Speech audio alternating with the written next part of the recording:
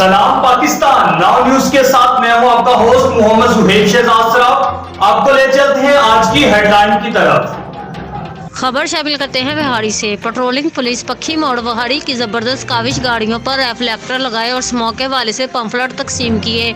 इसी पर मजीद जानते हैं हमारे ब्यूरो चीफ से।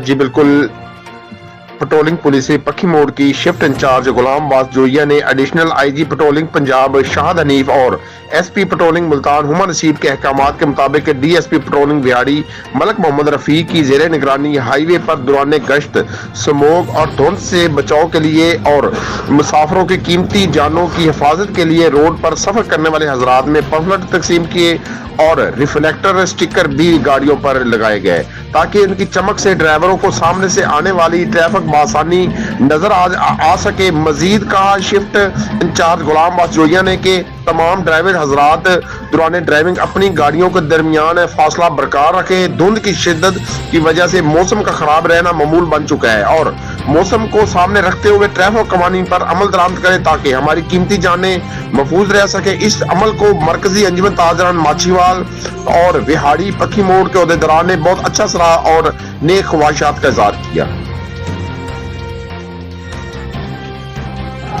मजीद तफसीलात के लिए देखते रहे नाउ न्यूज। तब तक के लिए अपना ख्याल रखें। अल्लाह हाफिज।